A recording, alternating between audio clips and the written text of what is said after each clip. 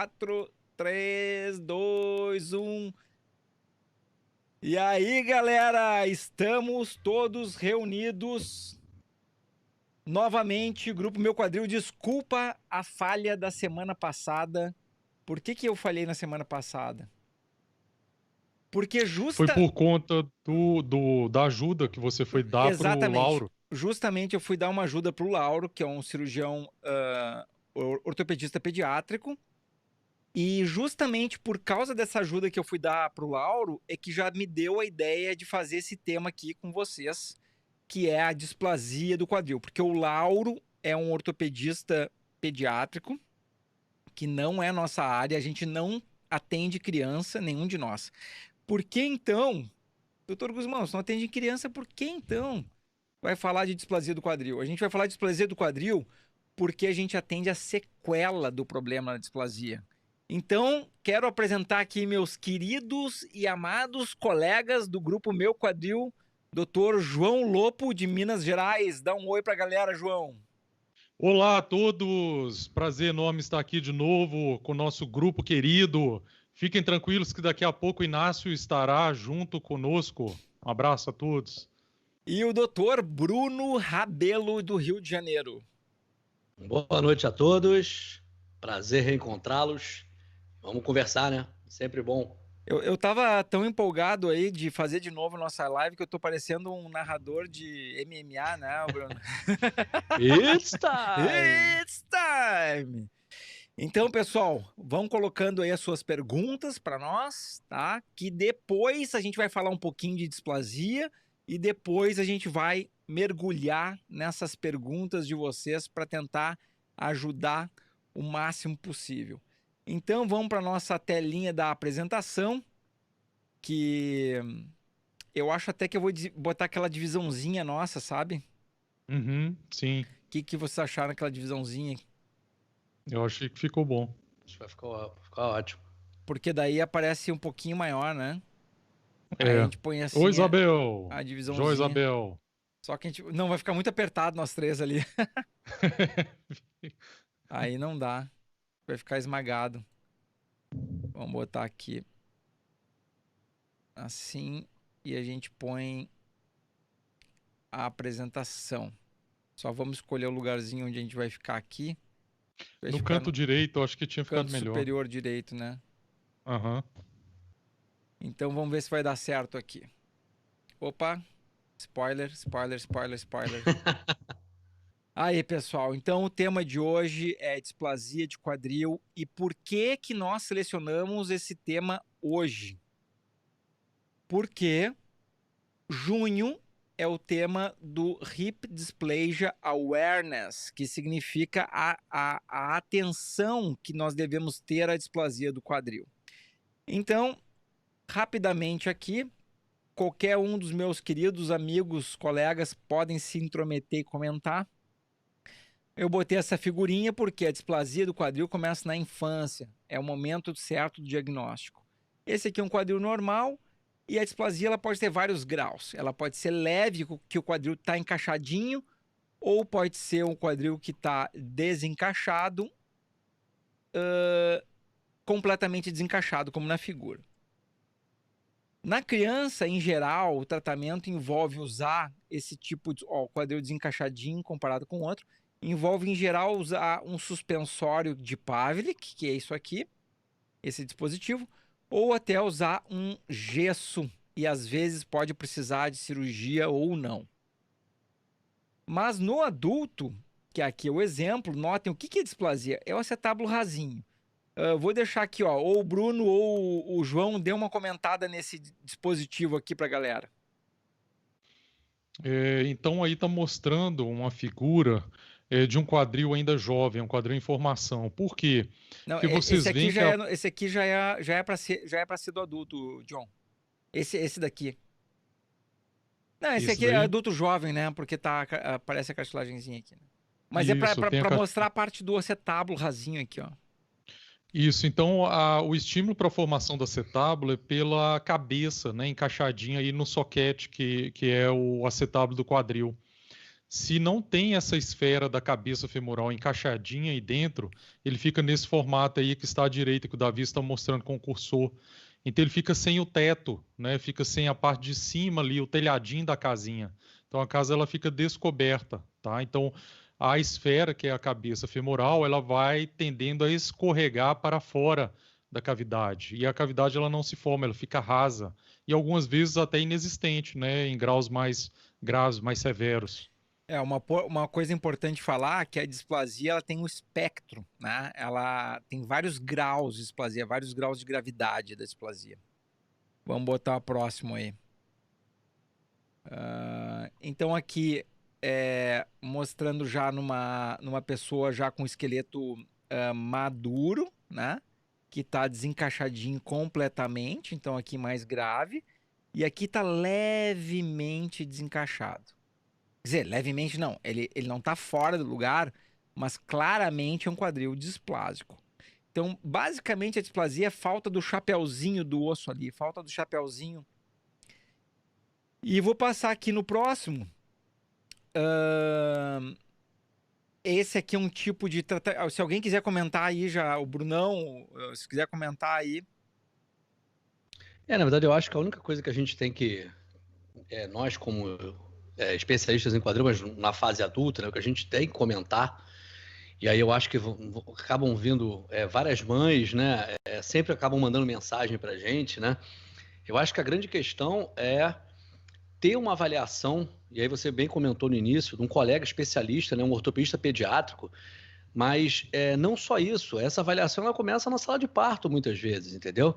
Então existem manobras, existe um diagnóstico precoce, ele é super importante, como o Davi mostrou, as opções terapêuticas, né, para se instituir um tratamento, seja ele não cirúrgico, com Pavlik, ou com gesso pélvico-podálico, ou a necessidade de uma redução, né, colocar aquele quadril no lugar, osteotomia na fase da infância, enfim, tem uma série de coisas que são, vamos dizer assim, da visão, né, da participação do ortopedista pediátrico, e o diagnóstico precoce é super importante, porque a gente ainda infelizmente, a gente continua, como a gente conversou naquela outra live sobre epifisiólise, a gente continua também pegando nas displasias muitos pacientes que não tiveram um diagnóstico fechado, e muito pelo que o Gusmão acabou de comentar.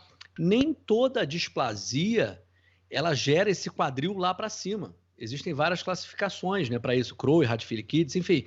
Então, o fato de um diagnóstico de um quadril instável na infância, que na maioria se resolve, mas efetivamente pode ter uma displasia, como o Gusmão falou, né, uma alteração do teto, isso pode levar a uma complicação no futuro. Então, esse diagnóstico precoce, essa visão do ortopedista pediátrico, né, o foco nesse colega, nessa fase inicial, para que a gente tenha menos problemas aí no futuro, para que a gente ensina, vamos ter que agir, né? E aí entra volta para a nossa área, né?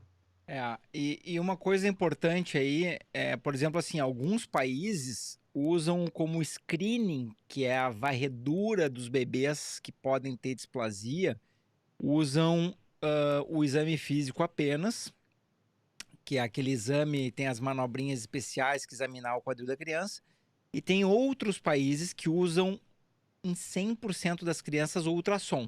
Não é o caso do Brasil. Então, o que acontece?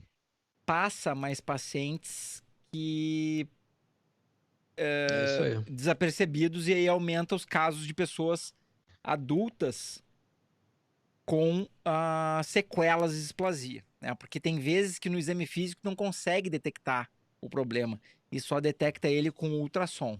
Então, para deixar bem claro aqui, a nossa especialidade é quadril adulto, e a gente vai falar de displasia para especialmente falar sobre o tratamento no adulto e também o tratamento de sequelas, né? Aqui é apenas uma orientação dessa fase inicial aí, que é obviamente sempre avaliada pelo ortopedista pediátrico. Exato.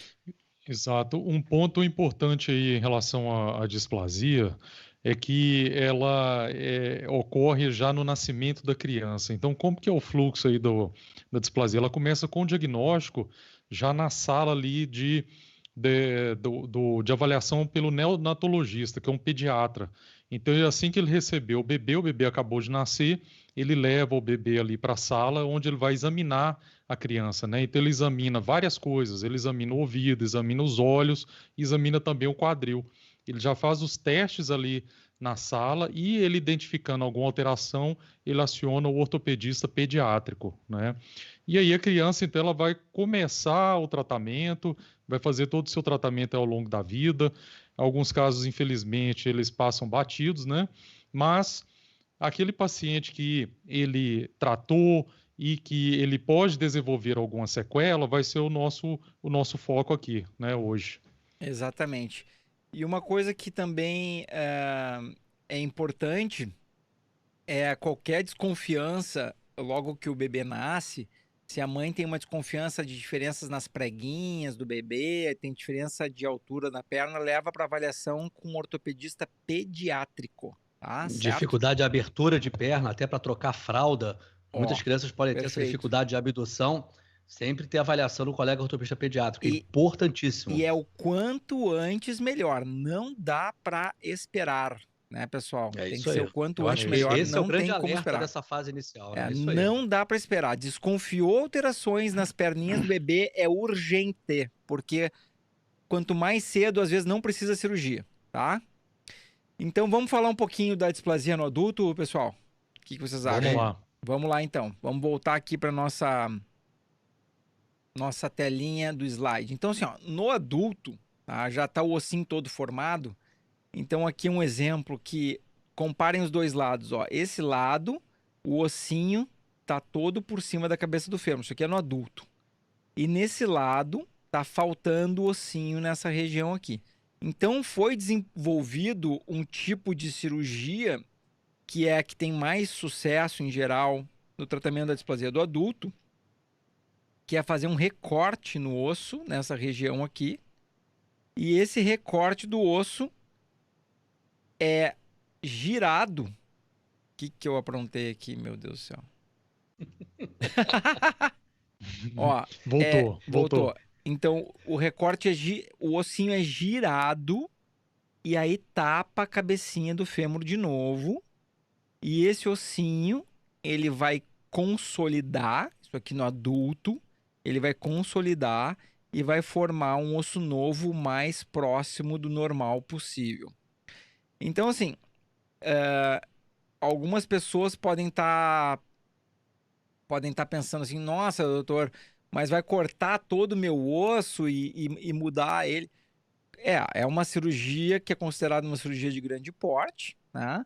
Mas ela é feita para pessoas que não têm artrose. Então, essa cirurgia é para quem não tem artrose, para que o quadril não desenvolva artrose, ou caso desenvolva artrose, seja o mais tarde na vida possível. Tá? É isso aí. Vai lá, Bruno. Acho que essa observação que é super importante, né? Porque, na verdade, a osteotomia periacetabular não é para todo mundo, né? Então, quer dizer, é mais uma opção, mas não é a opção para todos os casos, tá? É importante sempre, é o que você colocou, deixar bastante claro aqui. Porque às vezes a gente vê alguns pacientes, a gente relatos em grupos, de que realizaram osteotomia periacetabular e a coisa não evoluiu do jeito que a gente gostaria, que era justamente protelar ao máximo a cirurgia de prótese ou não evoluir para um processo degenerativo, enfim. E, na verdade, aí tudo vem no processo de como estava essa cartilagem, qual o acometimento dessa cartilagem, entendeu? Então, eu acho que o mais importante disso aí é se tem ou não tem artrose na articulação, comprometimento da cartilagem dessa articulação. O Bruno falou muito bem aqui, ó. Para esse tipo de tratamento, que é a osteotomia periacetabular, a gente está falando de zero artrose, né, Bruno? Zero artrose, zero artrose. Agora eu quero aproveitar aqui, antes da gente ir adiante, nos slides, e já fazer uma colocação que eu sei que é dúvida do pessoal frequente. Mas vou botar essa pergunta pro João aí. Doutor João, por que não fazer uma artroscopia na displasia? Por que não fazer uma artroscopia? Sim, então, o problema da displasia, como vocês viram, ele é ósseo, né? Ela da formação óssea. e da cobertura, da falta de cobertura do acetábulo em relação à cabeça do fêmur. E a artroscopia, nesse caso, ela não vai conseguir corrigir esse problema. Se a pessoa ela tiver alguma lesão que vem por conta da displasia no quadril, o que é feito algumas vezes é uma artroscopia após a correção óssea com a osteotomia, como esse caso aí que o Davi mostrou. Mas não o inverso, fazer a artroscopia primeiro para depois fazer a osteotomia, né? Corre o risco aí de fazer a artroscopia primeiro, antes de corrigir a falta de cobertura óssea, piorar e agravar ainda mais isso daí, né?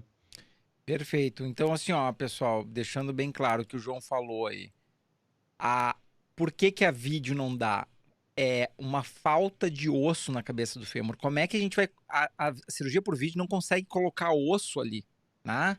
Então, se a gente não tiver uma reorientação desse acetábulo, vai desgastar. Aí, claro que na medicina a gente vai ter casos que a gente chama assim de uma displasia muito leve, que a gente chama de, na medicina, borderline, que eventualmente a artroscopia pode ter algum uso, mas é uma exceção. Não vamos tornar a exceção a regra, né? Então, a artroscopia na displasia é uma exceção. Todo mundo concorda? Levanta a mão quem concorda aí. Isso aí. Maravilha. Vamos adiante aí. Então, aqui é um exemplo, agora, de uma cirurgia que foi feita, né? Então, assim, o objetivo aqui é mostrar como esse teto do acetábulo estava inclinado. Notem que o tetinho ele terminava nessa posição aqui antes da cirurgia. E depois que foi realizada a cirurgia periacetabular, foi inclinado novamente o teto para essa posição. Ah, doutor Guzmão, doutor Bruno, doutor João, meu Deus, mas tem muito parafuso ali em cima. Pessoal, esses parafusos eles podem ser retirados depois, não é o problema. E vejam bem, que bom que existe alguma cirurgia para tratar isso. Tá? É dessa maneira que o modelo mental deve ser analisado. Não é se apavorar que tem que fazer uma cirurgia. É pensar assim, ó, que bom que tem uma solução para esse tipo de problema nessa fase. Pessoal, se gostaria de comentar alguma coisa... Eu acho que isso aí é super importante, Guzmão. Às vezes a gente, mesmo não no caso da osteotomia, mas prótese, alguma coisa, fala assim, poxa, mas eu vou ter que botar uma prótese de quadril. E eu sempre falo a mesma coisa que eu falo. Agora, você imagina se a senhora chegasse aqui com dor, com limitação, qualidade de vida péssima, eu falasse para a senhora assim, olha, infelizmente nós não temos opções. Perfeito. É muito pior, a gente tem que sempre olhar pelo outro lado. Então, a osteotomia é uma cirurgia que tecnicamente tem uma demanda, tá? Não é, difícil, todo mundo que faz. É difícil. Não é todo mundo que faz osteotomia periacetabular, tá? Ela tem uma indicação muito precisa, como a gente comentou anteriormente, tá? E justamente como o Guzmão colocou, são fatores anatômicos, fatores ósseos. Então, nós temos que melhorar essa cobertura, alterar aquele ângulo, melhorar a cobertura da cabeça, a deficiência anterior. Então, o colega tem que saber onde é que ele está agindo e o quanto ele está agindo de cobertura para que a gente não tenha um problema secundário. Então, é uma cirurgia muito técnica, sabe? E tem que ser muito bem indicada também para os resultados tenham que a gente almeja, né? Exato.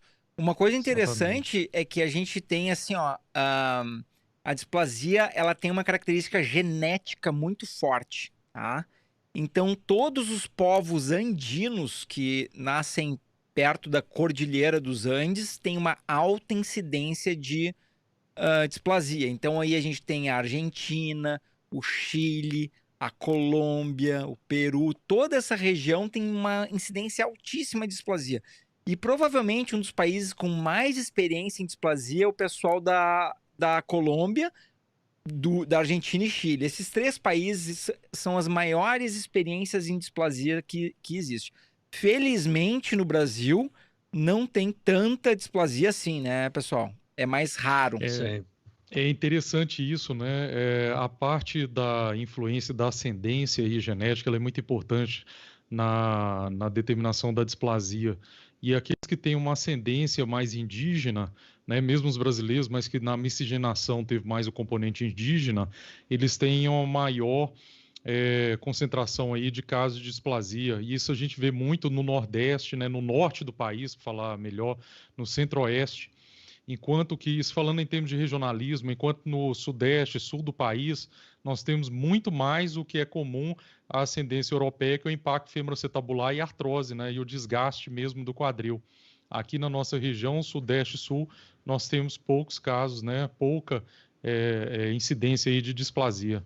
A única, vamos dizer assim, o único nicho dentro do país, principalmente o Sudeste, né, é descendência italiana. Os italianos, né, até pela história, né, do conhecimento da displasia, os italianos têm um índice de displasia um pouco maior. E aí tem os trabalhos de Pucci, os trabalhos do próprio Ortolani, né, com relação a isso aí também. Então é um outro grupo que a gente tem que ficar um pouquinho mais de olho também.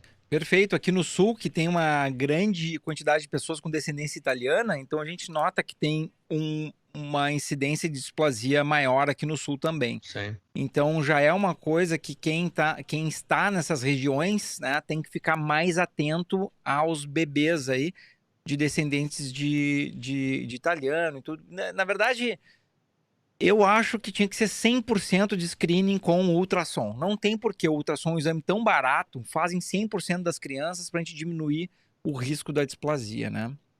É verdade. Então vamos adiante aqui nos slidezinhos. E aqui é um exemplo que eu já vi que essa paciente aqui, ela está nos comentários aqui. O código de ética médica não me permite falar o nome dela, tá? Mas eu vi que ela está nos comentários e quando ela vê esse raio-x com essa plaquinha aqui, ela vai lembrar quem ela é, vai lembrar que é dela o exame, né? Então aqui, por exemplo, essa paciente aqui, ela fez um procedimento na infância, que é um procedimento de Shelf, é um procedimento diferente daquele que a gente mostrou, que ajudou ela a levar o quadril pelo menos até os 30 e poucos anos. Então, se ela não tivesse feito esse procedimento, talvez o quadril dela fosse durar muito menos. Notem que o ossinho original dela acaba por aqui, ó. E aqui foi colocado como se fosse um telhadinho, um pequeno telhadinho. É o que eles chamam de prateleira, né? Uma prateleira. Shelf é prateleira em inglês, né? Prateleira. Então, um telhadinho aqui em cima, uma prateleira, que ajudou a levar ela durante um tempo, mas a dor foi aumentando de uma forma progressiva. E aqui a gente tem o raio-x do pós-operatório, com a artroplastia total de quadril, e ela tá sem dor aí, vivendo super bem. Ela pode... E aqui, ó, interessante, eu já botei marcadinho, ó, o comprimento do quadril, como o quadril do lado da displasia estava mais curto, ó. Tava mais curto e depois da prótese ficou perfeito. Ficou equalizadinho aqui o tamanho. Tá? Isso aí é um fato até a gente até discutir, porque a gente vê uma osteotomia dessa tendo durado esse tempo, as pessoas às vezes podem achar, né? poxa, né? Não, João, a pessoa fala assim, pô, mas fez uma cirurgia. A osteotomia em Shelf é uma osteotomia que você não utiliza, você não faz nenhum tipo de movimentação direcional da pelve. Então você cobre aquela região lateral com uma fibrocartilagem, que é o que a gente faz na nossa artroscopia quando a gente faz as microfraturas, vamos dizer assim. Exato. Então você pensa assim, poxa, então quer dizer, fez uma fibrocartilagem ali, porque o Shelf é isso, a prateleira é isso, e durou esse tempo todo. Então a gente tem que valorizar em muito a ortopedia pediátrica quando faz uns procedimentos desse, né? Justamente chegar o mais longe possível. A ortopedia pediátrica, nossa, tem uma importância muito grande, porque leva a articulação a ganhar, a articulação natural ganhar mais tempo, tá? Então, assim, ó, os pioneiros da preservação do quadril são os ortopedistas pediátricos, né? Todo mundo concorda? Verdade. Perfeito, é isso aí. Obrigado aos ortopedistas pediátricos aí. Ótima homenagem aos ortopedistas pediátricos. Fantásticos. E olha, eles são pessoas assim de extrema coragem em escolher essa área, né? Porque eles operam pacientes assintomáticos, que não têm dor. Operam pacientes sem dor. Crianças com 2 anos, 3 anos, a gente fica até imaginando, né? Poxa, a gente não conseguiria isso aí. Eu não conseguiria. Nós temos, todo mundo aqui tem filha, né? Pelo menos todo mundo aqui tem filha. Eu não ia conseguir também, tá? Então, assim, que bom que tem pessoas que se dedicaram a essa área, né, para elas poderem fazer esse tipo de cirurgia. Imagine que catástrofe que seria se não existissem essas técnicas todas de preservação, de articulação, que o ortopedista pediátrico faz, e já chegando à fase adulta aí, ou pós-adolescência, aí 16, 17 anos, já estivesse com uma limitação enorme e dor intratável, né? Se não tivesse sido feito nada. Seria uma catástrofe. Como é que trataria-se esses pacientes, né? Numa fase dessa? Muito bom, muito Perfeito, bom João. isso mesmo. Isso aí. Vamos adiante aqui, então. Agora aqui, um caso muito mais complexo de displasia do quadril, que talvez o pessoal aí dos comentários pode se identificar. Gostaria que o Dr. Bruno Rabelo comentasse esse caso aqui para nós. Dr. Bruno, por favor. Na verdade, esse caso é um adulto jovem, e ele, na infância dele, fez uma osteotomia periacetabular. A gente pode ver aqueles parafusinhos na região acima do acetábulo, mas que efetivamente não conseguiu recompor o acetábulo dele. A gente não consegue, diferente do outro lado, identificar a cabeça, identificar o acetábulo, né, o encaixe dessa cabeça femoral, e a gente pode ver um encurtamento muito grande. Se a gente conseguir passar uma linha naquele ossinho, que é o pequeno trocante do lado direito, a gente consegue ver que o lado esquerdo está muito mais alto. Então, um encurtamento muito grande. Então, isso tem uma repercussão significativa, não só por causa do comprometimento dessa articulação, mas se a gente está pensando isso num adulto jovem, esse padrão de marcha com esse encurtamento, com essa limitação, vai ter influência, como a gente sempre conversa, na lombar e no outro quadril e no joelho do mesmo lado. E era isso que esse paciente tinha. Então, por mais que a gente sempre converse sobre indicação de prótese, né, para a gente não tem idade, existe uma indicação técnica. Então, acabou sendo a prótese a única opção. Que idade aqui, Bruno, no momento da prótese? Ele tinha 24 anos. Então, aí aquela coisa também, né? Ah, meu Deus, coitado, ele teve que fazer uma prótese com 24 anos. Não, peraí, pessoal. Feliz da vida. É outro modelo mental. Vocês não têm noção o que sofre uma pessoa que tem esse grau de desgaste aqui. E como é que ele caminhava, Bruno?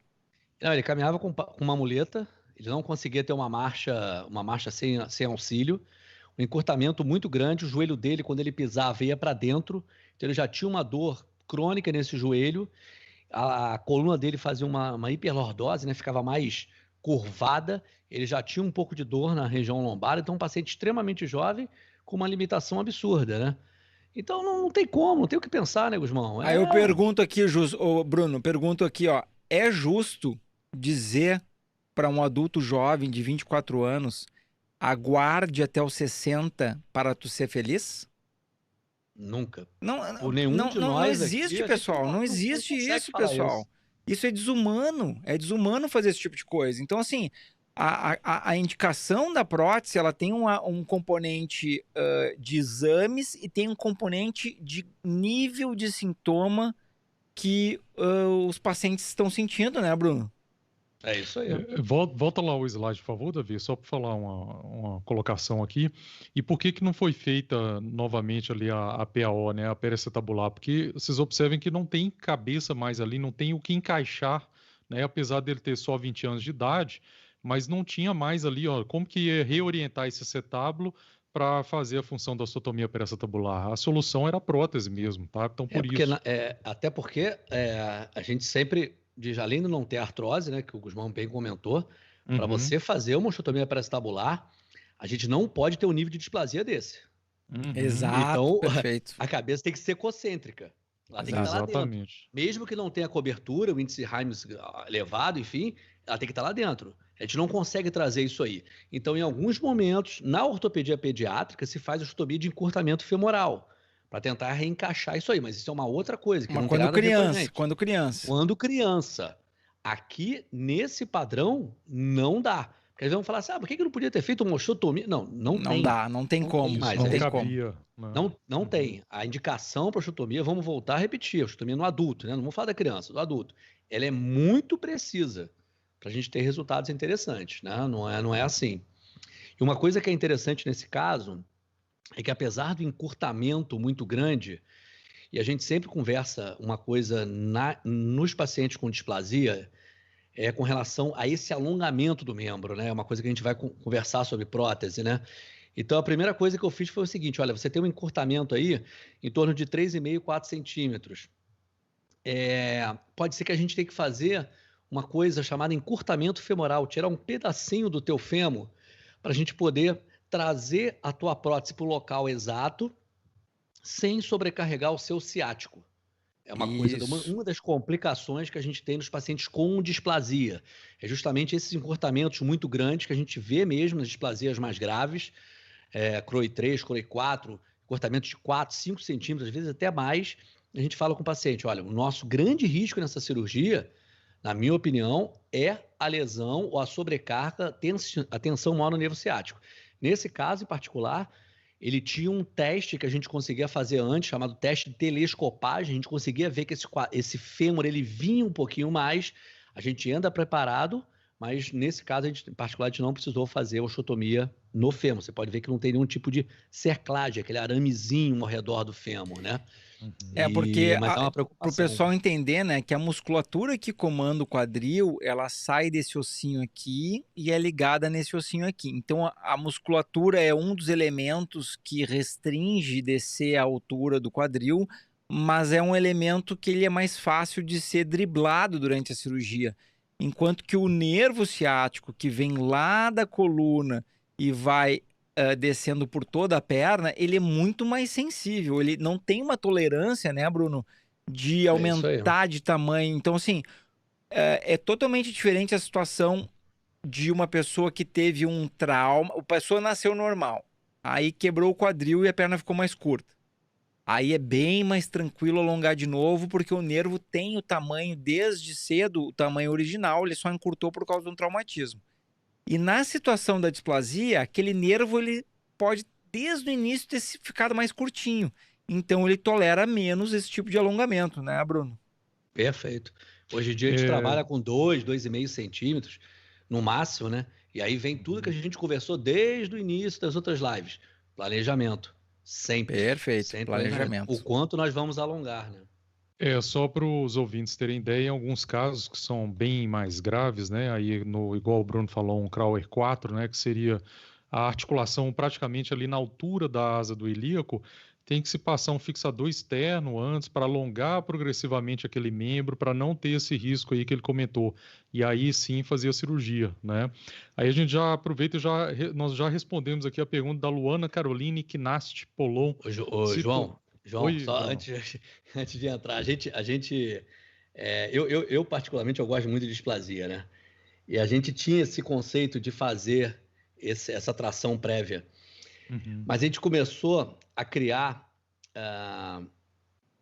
uma osteotomia de encurtamento femoral, no qual a gente consegue fazer uma queda, a descida dessa musculatura que o Gusmão comentou, que a gente não precisou mais fazer isso. Bacana, Brunão. O psoas também segura, né?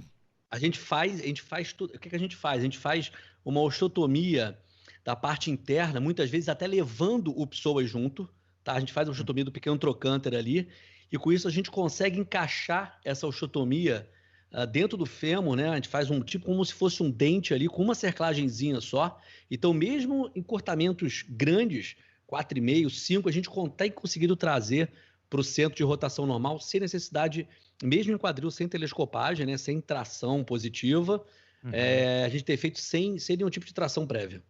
É o que é muito melhor, né, Bruno? Diminui bem aí a morbidade, né? E fica só um procedimento, né? Procedimento único. E aí aquele negócio, nesses casos, Bruno, você fica com receio do ciático? Sim, sempre, independente eu sempre falo o seguinte, operou a displasia, ela tá subluxada, você já começa a ficar de olho com o ciático, tá? E uma outra questão também é que nas displasias, a gente vai falar sobre isso depois, mas que nas displasias, especialmente essas displasias como você comentou, que estão lá em cima, que a gente não tem acetábulo, que a gente tem que trazer isso lá embaixo, tem que fazer um novo acetábulo, muitas vezes a gente usa um acetábulo muito pequeno e as cabeças tendem a ser menores. Então, Antigamente, quando a gente fazia a prótese, a gente só conseguia, a partir do 44, no 46 a gente conseguia a cabeça 28. Antes disso era tudo 22. Hoje em dia a gente já consegue acetábulos menores com cabeça 28, né? Aumentava a chance de luxação, que é uma outra complicação em pacientes que realizam prótese por displasia, principalmente essas displasias mais graves. Se o acetábulo for muito pequeno, eu já botei acetábulo 40. Então, quer dizer, a cabeça 22 mesmo, entendeu? Então, uma outra coisa para a gente sempre comentar nos pacientes com displasia. Parte neurológica e a luxação e estabilidade. Perfeito. Perfeito, Brunão. E aqui é o mais um exemplo, que eu acho que é o último exemplo aqui. É justamente esse, ó. Ó, que a cabecinha do fêmur lá em cima. Lá. Fala aí, Brunão. Na verdade, essa é justamente essa imagem que o Joãozinho acabou de falar agora, um quadril que não articula com nenhum tipo de articulação de acetábulo, ele está lá em cima, tá? Ele muitas vezes, durante a cirurgia, a gente vê que ele faz uma escavação no ilho, né? Nesse osso aqui Faz em cima, nessa tábua aí. Um neoacetábulo, né? Neoacetábulo, né? Então ele vai formando, ele vai tentando se ajustar ali, né? E aí a gente tem que fazer sim. E nesses casos, como não havia telescopagem, a gente faz essa osteotomia de encurtamento femoral, tá? E sempre busca colocar o acetábulo na posição anatômica dele, né? Porque a gente sabe que com isso, principalmente em paciente jovem, a gente tem uma maior sobrevida desse implante, dessa prótese.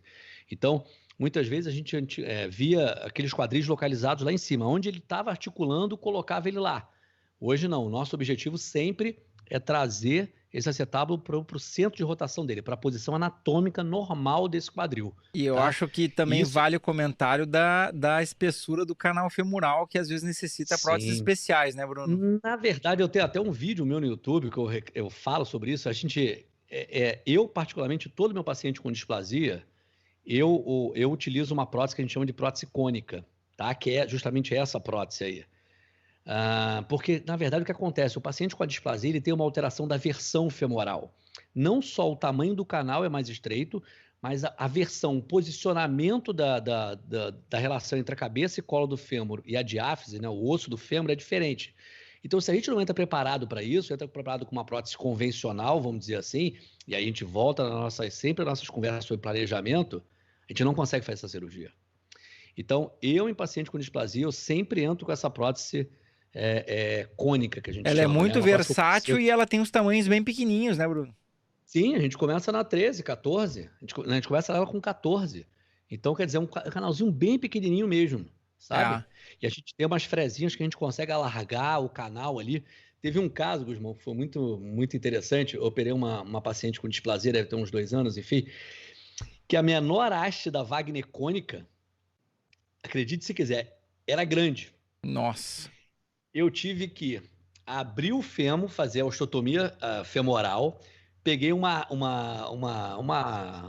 raspa, né? uma serra, e fui lapidando o canal femoral, fazendo um sulco no canal femoral para poder receber a haste 14. Então eu não usei a fresa, eu lapidei aquele canal para que ele tivesse um orifício para que a haste pudesse entrar.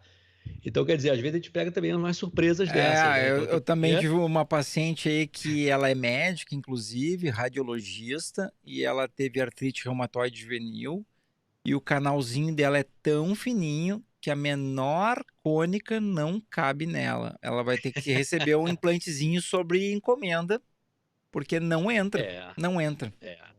Isso é complicado. Então, assim, aquela entra naquela que a gente falou de novo, né, Bruno? A questão do planejamento, a importância do planejamento, de ver tudo.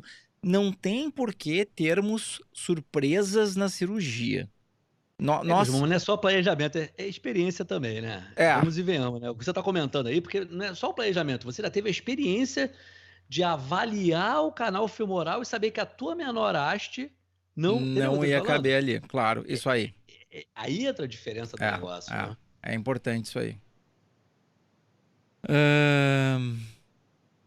Bom, uma das coisas que... Depois a gente vai ir para as perguntas, e uma das coisas que eu acho que tem que ficar aí da importância, né? Então, assim, ó, quem tem condições, quando nasceu o filho, eu acho que vale a pena a avaliação com ultrassom sempre. Quem está desconfiando que a criança possa ter alguma alteração tem que levar no ortopedista pediátrico.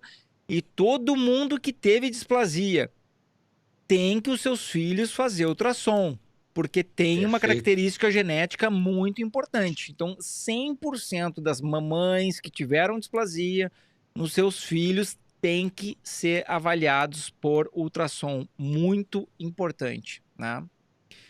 E tem aqueles dados epidemiológicos, né?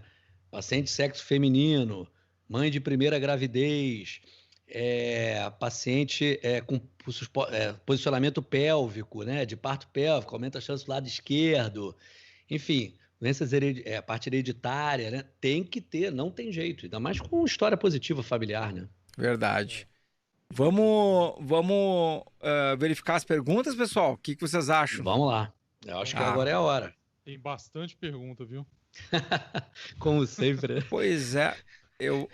Eu não sei se todas estão chegando para mim aqui, né? Porque a coisa às vezes pode bugar aqui.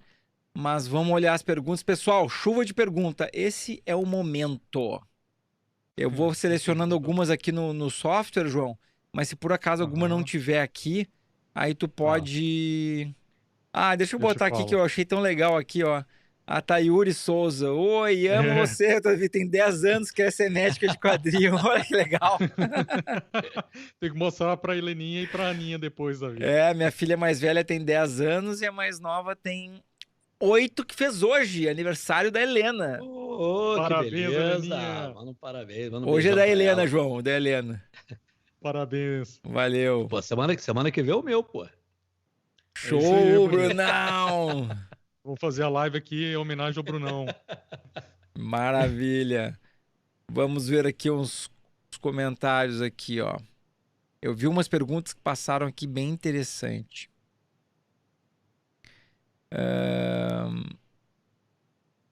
Vamos ver. Se tu catou alguma pergunta aí, já me avisa, João. Tá, tem aqui uma pergunta que ela é do Richard Inácio. Tá mais pro início, Davi, no YouTube, tá? Tá, pode não ter entrado aqui. Richard Inácio, tá. Eu vou procurar. Vai falando aí a pergunta dele pra gente já tocar adiante. Tenho 17 anos e preciso de uma prótese de quadril. Tá muito cedo para fazer este tipo de procedimento por causa de minha idade? Achei aqui. Bom, quem quer começar aí? Pode responder. Podem responder, eu já respondi isso algumas vezes. Podem responder. Então assim, ó, sempre quando você é jovem, né, abaixo de 50 anos, sempre se é jovem nessa faixa etária para se fazer uma prótese de quadril, tá? Mas a questão é que algumas vezes acontece que a pessoa está sofrendo tanto, não tem mais cartilagem, outros tratamentos não melhoraram a articulação, não melhoraram a dor do paciente, e às vezes a única alternativa é a artroplastia do quadril. Então, uma das coisas aí que tem que ser feitas nessa situação tem que se ver se existe outra alternativa para poder melhorar. Olha, a cirurgia por vídeo pode melhorar, algum tipo de osteotomia pode melhorar, o ácido hialurônico pode ajudar a ganhar algum tempo, né?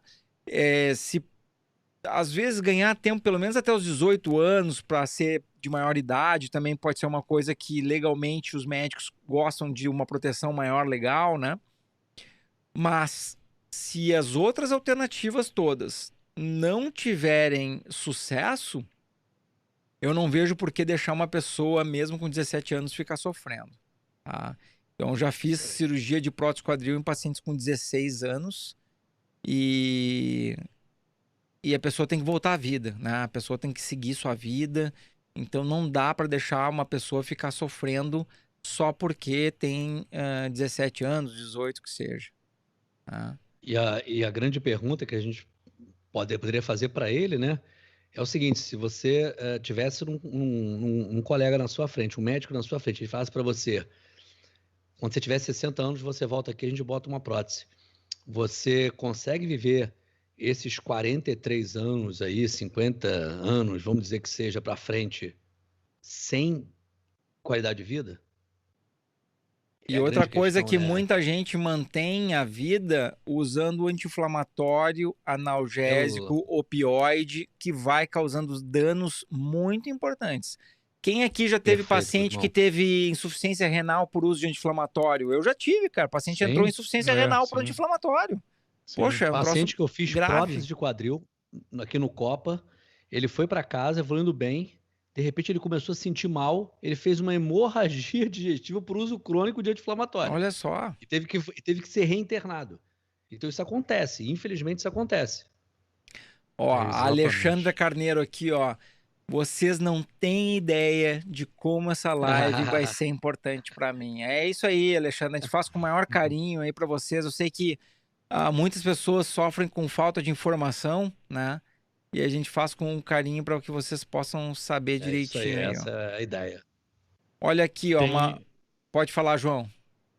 Tem uma dúvida aqui, eu acho interessante, porque muitos pacientes fazem uma confusão entre os tipos de problemas, né? O ALAL oficial. ALAL oficial. Qual é o nível? Qual é o nível de altura de pergunta? Metade? Ele tá próximo daquela outra pergunta, tá um pouco depois. Tá, vai lendo aí que eu tento achar. Tá, fui diagnosticado com impacto femoroacetabular e desgaste na vértebra L5. Tenho 45 anos. Seria por conta de alguma displasia, pois o médico ortopedista me disse que tinha uma diferença de alinhamento. Então... o problema é o seguinte, João. O problema é que talvez não seja culpa dele, da dúvida, tá? Eu até achei aqui uma pergunta dele, mas não era essa aqui. Ele botou 2 vezes. O problema que eu vejo é que realmente o termo displasia, ele significa qualquer alteração de formato. Só que houve meio que um consenso não oficial da gente usar o termo displasia para falta de cobertura óssea acetabular. Só que tem alguns médicos que costumam usar o termo displasia para qualquer alteração de formato. E aí causa uma confusão, às vezes, para alguns pacientes. O próprio impacto femoroacetabular pode virar uma displasia. Ele pode ser chamado de displasia, só que eu acho que causa muita confusão, porque teve um consenso que displasia é da parte acetabular. Exato. Se falar de displasia, perdido, né? é do acetábulo. Isso aí. Isso aí. Perfeito. Bom, enquanto a gente está procurando as perguntas, pessoal, eu quero pedir de coração para vocês que vocês se inscrevam no canal. A gente sabe que 70% das pessoas que assistem não estão inscritas nos nossos canais. Que vocês curtam o vídeo, vão lá no canal do Dr. João Lopo, vão lá no canal do Dr. Bruno Rabelo. A gente faz isso com muito carinho para vocês e a gente só pede 2 cliques. É um no inscrever-se e outro no like, né, pessoal? É isso aí. Ô, Davi, olha aqui, a Darlene eu acho que é super fã, viu? A Darlene Castro. Por quê? Olha aqui. Podia ter live na semana e aos sábados? Olha a dica, fica a dica aí, também. Hein? Olha a dica. Olha a dica. E conversar com as esposas. As esposas talvez elas não deixem, pessoal, mas a gente se deixar solto, a gente fala de quadril 24 horas por dia. Olha aqui que interessante aqui, ó. Marlene Garcia de Oliveira Montanari. Olá, boa noite, tenho 48 anos, indicação de prótese bilateral desde os 25. Quanto mais adiar. Então, assim, ó, ela viveu 25 e os próximos 25 ela ficou aguardando prótese. Tá? E ela coloca ali, está difícil a rotina. Ou seja, atividades do dia a dia já estão difíceis. E ela ainda complementa artrose de quadril por sequela de Perse. Ó, em primeiro lugar, eu queria dizer o seguinte, ó.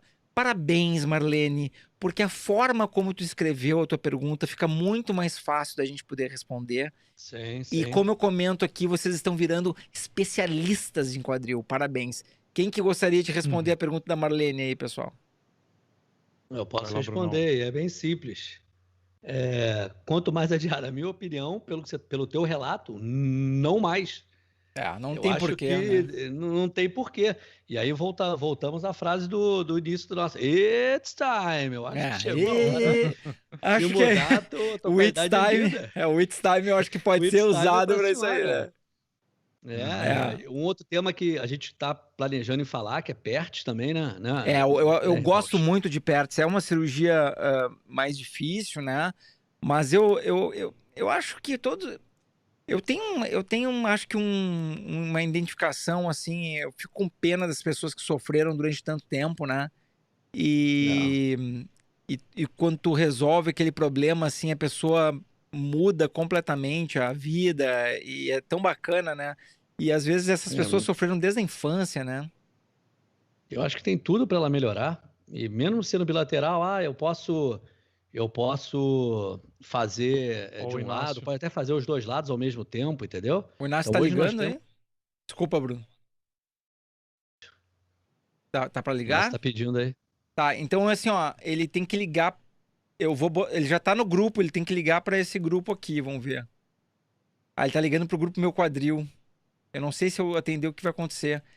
É que o João deu pau. Eu vou botar. Ô, Inácio, vou te chamar num outro local aqui. Ó, que Mas bom. respondendo a ela é o seguinte, eu acho que não tem mais tempo de esperar mais nada. Eu acho que tem que viver. Tem que fazer É esse isso aí. procedimento, seja de uma vez só, os dois lados, ou com espaçamento, enfim. Procurar um bom profissional, um profissional que você sinta confiança, que você, né, que tenha uma empatia e resolver. Olha aí, doutor Ah, Inácio! Acharam que iam ficar sem minha presença, né? Aê! Nos Eu qua... escutei vocês falando mal de mim lá do outro lado. E o que o João saiu Entrou pra agora, me tia? defender. Entra o Inácio e sai o João. Vocês fizeram, como é que é? Revezamento aí? Fizeram troca, eles bateram a palminha, um entrou no Bateram ringue, a o outro saiu. palminha. O João Alguém, tá alguém, muito cansado, alguém pediu fala com o João desculpa. se ele precisa de ajuda pra voltar aí. Não, ele tá aqui, Tô aqui, eu tô vendo aqui, ele, tô eu aqui. tô vendo ele aqui, ó. Tô Calma aqui. aí, deixa eu botar o João aqui então. Pão, aí! De Agora novo o grupo, sim. ó. Olha aí, a Darlene, Ó, Inácio. Ô, é, Inácio, ó, a Darlene aí, ó. Inácio, você não vem hoje não, Inácio? pelo menos umas 4 vezes, vi, Inácio. Ó, Esses Eu 4. ouvi o chamado da Darlene, aí entrei. aí, Darlene, obrigado. Chamou o Inácio pra nós. Vamos adiante nas perguntas aqui. O Vamos Inácio estava adiante. dando uma aula, né, Inácio? Isso, Maurinho aqui. Maravilha. Ó, Aula bacana. Tema que todos nós gostamos, hein? é, A evolução da quadril. artroplastia de quadril. ó, a Darlene aqui, ó. Thanks, Doc, thanks, Doc, thanks, Doc. Obrigada. Já mandando aí. A Lena é super fã do Inácio. Ela tá sempre presente aí na cortina aí, Inácio. Bacana. Olha só. Aqui, ó. O Inácio até falou disso recentemente. Então, desculpa aqui tapar vocês, eu vou tentar diminuir um pouquinho aqui. A Patrícia Valim Nunes tem uma artrose de quadril que está me matando. Vamos analisar as palavras. Artrose está me matando. O médico disse que a cirurgia somente o ano que vem, por causa da pandemia. Não aguento mais de tanta dor. Doutor Inácio colocou um vídeo, com vídeo no certeza. YouTube sensacional, YouTube. muito legal. E agora ele está recém chegando aqui. Eu gostaria de dar a palavra para o doutor Inácio Ventura. Vai lá, Inácio, Opa, brilha. Aê, Que Inácio. honra. Shine. Já chega sentando na janela, Já, né? já chega na janelinha. Brilha, Inácio. Bom, tá cortando meu áudio, Guzmão, não, né? Não, teu áudio tá melhor, Não, tá melhor ótimo. via agora do que ao vivo. Ah, então, Patrícia, como o Guzmão falou, acho que vale a pena entrar lá no meu canal e assistir o vídeo com calma depois. Mas é importante ressaltar o destaque que o Guzmão fez. Artrose de quadril que está me matando. Ou seja, não acho que haja... Claro, assim, você tem a sua relação com seus médicos e com certeza tem algum motivo aí para eles terem tomado essa opção. Mas na minha visão e baseado nos últimos trabalhos, todos que têm saindo, a artroplastia ou qualquer outra cirurgia eletiva não tem sido associada a maiores riscos de contágio pelo Covid só por conta da cirurgia, tá? E a maioria dos hospitais de bom padrão tem criado fluxos de segurança em que o paciente que vai passar por uma cirurgia eletiva não entra nem em contato com áreas do hospital onde são atendidos pacientes com síndrome respiratória. Ou seja, uma artroplastia de quadril hoje, que a gente faz uma cirurgia muito pouco invasiva, em que muitas vezes o paciente está de alta no dia seguinte de manhã, ou no máximo 48 horas, o seu risco de contágio pelo Covid ou por qualquer outra que seja, por fazer a cirurgia, é ínfimo. Eu acredito que não é maior do que você indo numa farmácia, indo numa padaria ou pedindo um delivery em casa. Tá? Logo, se a artrose está te gerando um transtorno tão grande, sofrimento, dor, limitação, uma série de problemas, na minha visão, meus pacientes que se encontram nessa situação, eu tenho conversado com eles, o Gusmão também, o João também, e o Bruno, que eu tenho visto os casos deles, e a gente tem operado durante a pandemia em condições de segurança extrema, e até agora nós não temos tido problema, graças a Deus, e os trabalhos que avaliaram isso também não mostraram nenhum problema adicional. Perfeito, doutor Inácio. Obrigado. Perfeito. Obrigado. Olha que legal aqui, ó, Marcela Mota. Depois dessas lives, me sinto encorajada para realizar a cirurgia. Eu acho que eu queria fazer um comentário sobre isso, tá? Que é o seguinte. Muitos pacientes, às vezes, têm um exemplo de um conhecido, de um amigo de um primo, de um amigo do primo de um cunhado que fez um procedimento e não teve um bom resultado. Só que, pessoal, não dá para generalizar essas coisas. As pessoas que tiveram bons resultados, elas são, em geral, silenciosas. Quem teve um mau resultado reclama dia e noite porque ele não está satisfeito com a cirurgia. E quem teve um bom resultado esqueceu que fez a cirurgia e está vivendo a vida.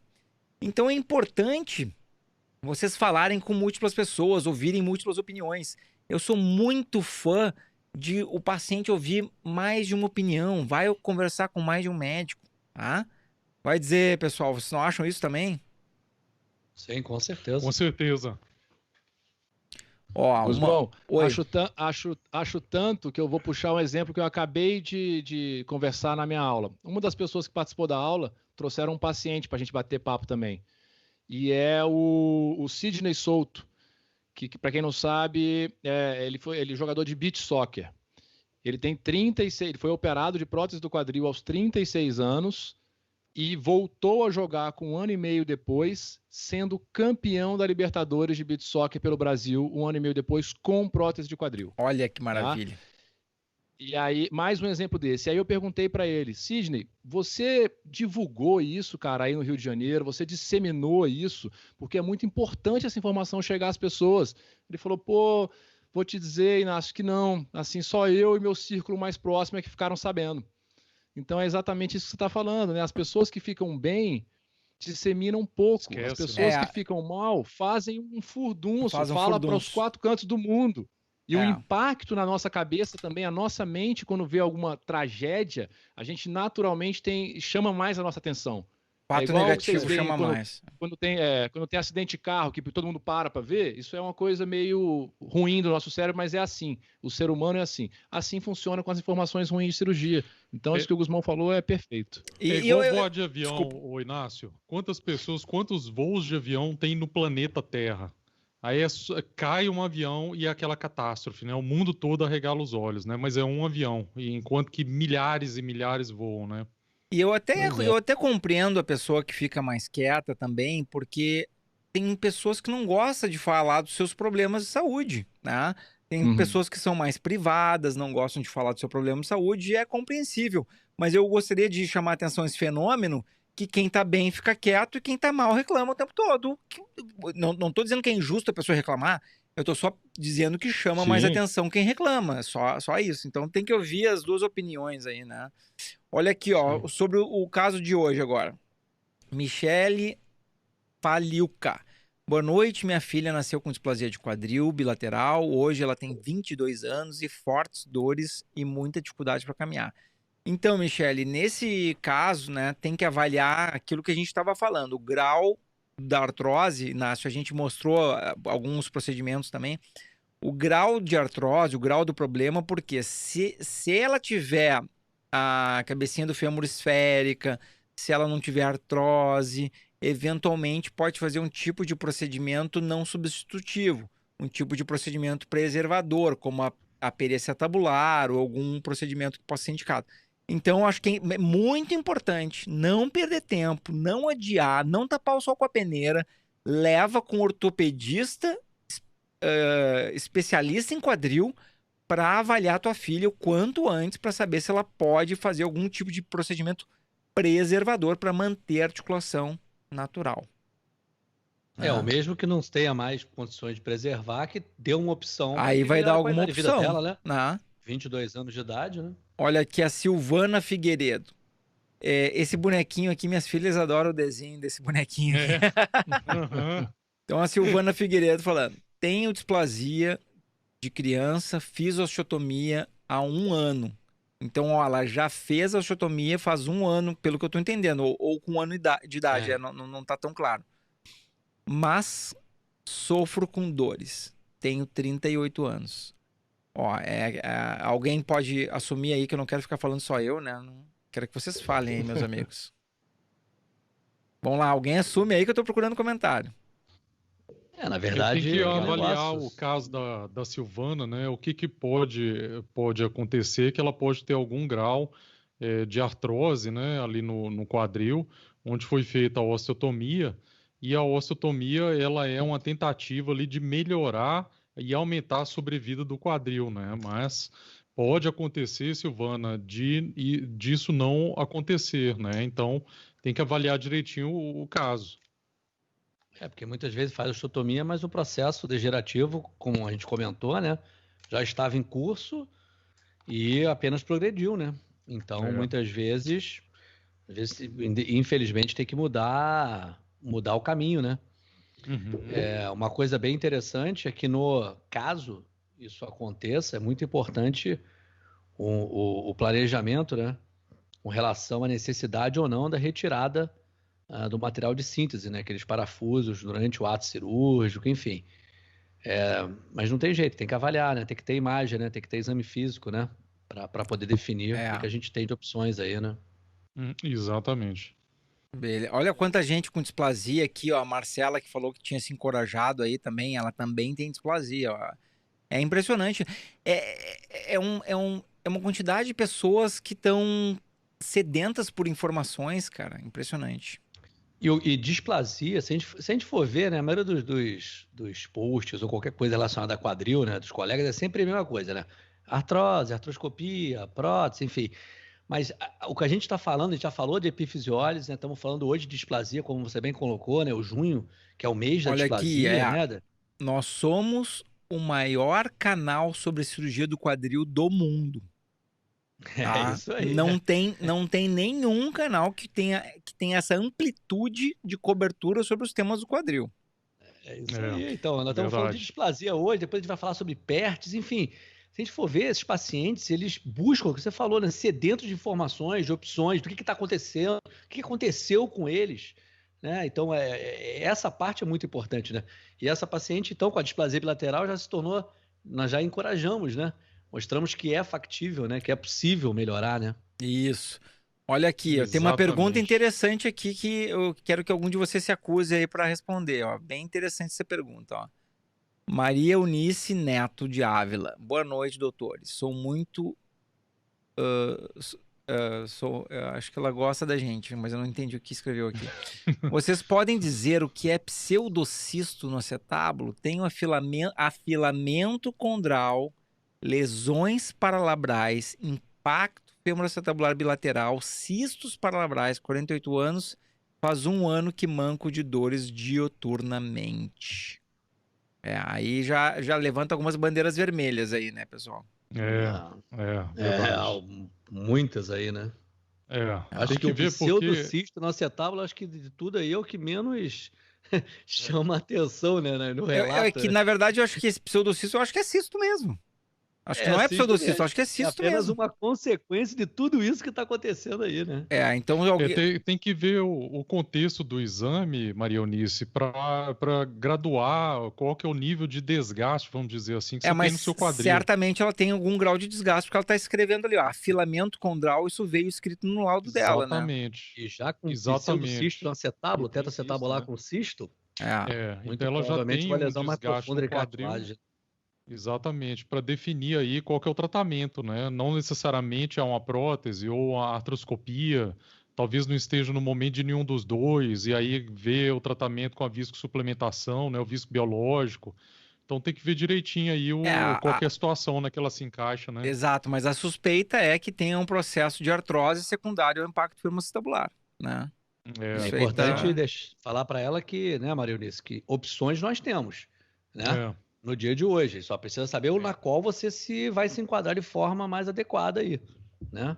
Exatamente. Só fazer um comentário, não, já esclarecemos para ela tudo, mas só por que a gente fazer uma análise, por que será que diante de tantas alterações, até mais graves, igual a gente comentou, desgaste, lesão dor diuturnamente, desgaste da cartilagem, lesão laboral, por que ela, e isso acontece com muitos pacientes, perguntou do cisto. E aí eu acho que vale a pena que a gente comentou aqui, é porque muitas pessoas associam essa palavra cistos com coisa ruim, muitas vezes com câncer. Ou não associa diretamente, mentalmente, mas ela tem a ideia de que aquilo pode virar um câncer. Então, o mais importante para vocês saberem é que neste contexto aí, tá? Contexto de artrose ou contexto de impacto acetabular, onde tem cisto subcondral ou cisto paralabral, esses cistos são cistos mesmo. E cistos mesmo não é nada ruim, tá? Cisto simplesmente é uma cavidade preenchida por líquido. Ponto. Isso aí. Isso não vira maligno, isso não é câncer, não é nada. Então fiquem tranquilos em relação a isso. É a orientação geral que eu dou para vocês, porque realmente mas a assusta, outra coisa, né? A outra coisa que a gente sempre fala aqui nas lives, né? Não fique só em laudo de exame, porque igual ela colocou, ela transcreveu um laudo do exame. A gente sempre fala aqui que o exame ele é complementar, né? Então o que importa é a avaliação médica de todo o contexto, da situação dela. Laudo de exame tem um tanto de coisa escrita ali, mas não necessariamente representa o que ela está sentindo. Mas é justo o medo, né? Vamos pensar o seguinte, ó, cisto no ovário, cisto no rim, cisto na tireoide. Cara, frequentemente frequentemente se faz biópsia, né, para ver o que é, não tá claro no exame. Então, assim, como o Inácio comentou, é uma dúvida compreensível, é um medo compreensível. Mas felizmente no quadril aí a imensa maioria dos cistos é benigno e o médico especialista vai poder olhar e ajudar vocês nisso aí. Ó, a pergunta da Fernanda. Boa noite, doutor. Fui diagnosticada com necrose vascular do quadril esquerdo. Já fiz a descompressão, mas ainda sinto muitas dores. Há possibilidade... Olha a importância da conversa antes da cirurgia, né? Olha a importância de esclarecer tudo antes da cirurgia. Há possibilidade do caso ter evoluído a ponto de necessitar prótese? Quem é que vai brilhar aí?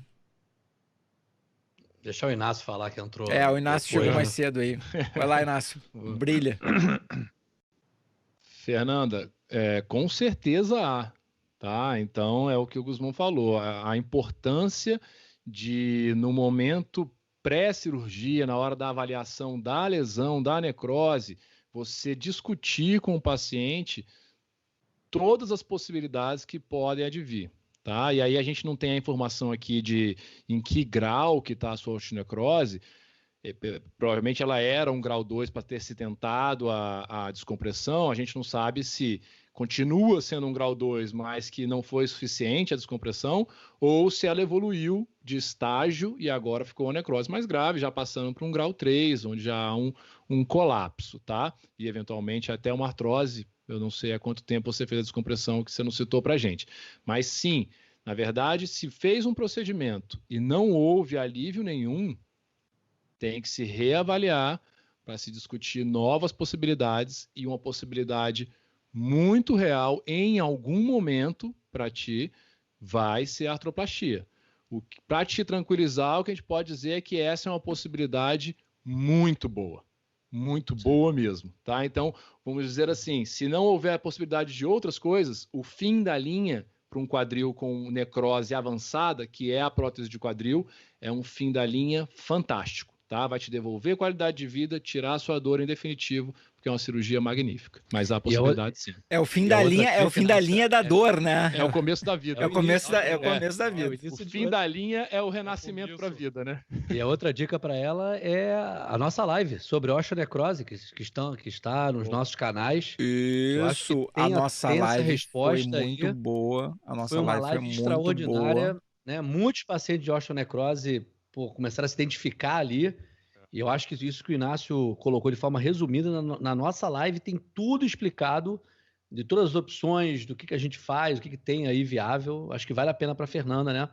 Não deixe de ver. Exatamente. Maravilha. Vamos mais uma pergunta aqui, ó.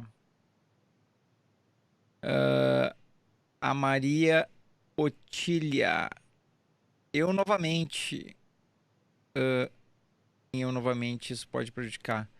Se pode voltar a andar a cavalo, eu acho que ela quer dizer talvez depois da prótese, aí não falta informação pra gente aqui. É isso, João? É depois da prótese, Davi, é isso mesmo. É porque ela tinha colocado o resto da outra parte da pergunta lá pra cima. Ah, tá. Mas é isso mesmo. Porque por conta da pandemia ela não fez a fisioterapia, não completou a fisioterapia. Ela está preocupada e se vai poder voltar a andar a cavalo. Então assim,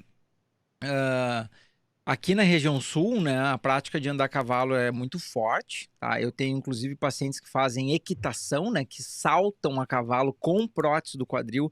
Teve um paciente até que eu operei, que ele era do exército, né, e ele sempre fez equitação. Eu operei ele na faixa de 60 e muitos, assim, e ele falou assim, ó, tô cavalgando melhor do que quando eu tinha 40 anos, tá? Fazendo equitação, tá? Então é possível, claro que a gente não sabe te dizer se é possível fazer agora, né? Não é isso. Mas, usualmente, após uma prótese quadril, é possível voltar a andar a cavalo, mas é bom falar com o seu médico, né? Obviamente. E detalhe, né, que o Guzmão sempre fala, eu pensei que ele fosse falar agora do cavalo e da bicicleta. O que não pode é cair. O que não pode é... eu quero fazer vamos voltar aqui que eu quero fazer um adendo sobre o cavalo, tá? O primeiro adendo é essa cicatriz aqui, tá? Eu caí de cavalo quando eu era pequeno com a cara no chão. E é aí que eu ganhei essa cicatriz aqui no olho. Então, o troço não é brincadeira. E a segunda é o seguinte. O Superman caiu de cavalo e ficou paraplégico. Tá? Então, o ator que interpretou o primeiro Superman, o Christopher Reeve, ele caiu de cavalo e ficou paraplégico. Então, assim, cuidado, né? Vamos ter cuidado, não pode cair. Obrigado pela lembrança aí, Inácio. Maravilha. Vamos adiante aí. Olha só uma pergunta que eu acho que o Bruno poderia responder. Está bem dentro do contexto. Amaranta Rocha. A displasia é corrigida cirurgicamente na vida adulta? Tenho 37 anos e já consultei diversos médicos. Um me indicou acetabuloplastia para adiar a cirurgia de prótese. Qual que é a pergunta? A acetabuloplastia deve ser a osteotomia, né? Isso, eu acredito que sim. Acredito que sim. Volta aquilo que a gente conversou no início, né, da live. Existem alguns critérios para a indicação desse procedimento. A gente sabe que a osteotomia tem uma indicação muito precisa, principalmente de pacientes que não têm artrose. A gente teve uma pergunta aqui de um relato agora, né? Uma paciente que tinha displasia, fez a osteotomia e com um ano depois está com dor. Então a indicação tem que ser muito precisa. O paciente não tem que ter artrose e esse quadril, por mais que haja displasia do acetábulo, quer dizer, ele esteja com aquele ângulozinho que o Guzmão botou o desenhozinho no início, né? A cabeça esteja lá dentro. Cabeça fora, já que a gente chama de processo de subluxação, ela tentando sair do acetábulo, isso não tem um fator positivo, porque vetorialmente, quer dizer, do ponto de vista de forças, essa cabeça já está sendo jogada para fora. Então, ela não vai responder bem à osteotomia também. Então, pode ter indicação, mas depende desses critérios que nós estamos conversando, né? Outra pergunta aqui, muito interessante, tem muito a ver com o contexto. Posso fazer? Pode. Janice Menezes. Olá, doutores. Tenho luxação congênita do quadril e há anos fiz osteotomia valgizante. Segurei para a ATQ. Minha dúvida é que fiquei com o joelho valgo. Com a ATQ, não se resolve o joelho, se resolve o joelho ou somente com a osteotomia do joelho? Muito boa. Muito boa pergunta, hein? Essa pergunta alguém vai Pode responder, Bruno. Desculpa que eu não estava prestando atenção aqui, que eu estou olhando outras perguntas, tá? Porque na verdade é o seguinte, quando você faz uma osteotomia valgizante, normalmente quando a gente faz hoje em dia, a gente tende a usar uma coisa que a gente chama de placa-lâmina. Quando a gente usa a placa-lâmina, a gente consegue trazer esse osso, né, o canal femoral, a diáfise do fêmur lateralmente. Com isso, a gente diminui a sobrecarga no joelho. Só que muitas osteotomias valgizantes, elas são feitas com DHS, que é um outro tipo de material, no qual a gente não consegue fazer essa lateralização do canal femoral, tá? Quando isso acontece, você tem um efeito de sobrecarga no joelho, que ele aumenta o valgo. Quando a gente faz a cirurgia de prótese, existem alguns fatores que não são somente relacionados ao procedimento ósseo em si, mas estão relacionados também à parte biomecânica de contratura de alguns músculos, tá? Então, muitas vezes o paciente que tem essa osteotomia, quando eu faço a cirurgia de prótese, muitas vezes eu tenho que fazer uma tenotomia do adutor durante o ato cirúrgico. Esse paciente tem uma incapacidade de abertura de perna. Isso aí altera o eixo mecânico dele, quer dizer, a perninha fica mais para dentro, isso aumenta a sobrecarga no joelho valgo, tá?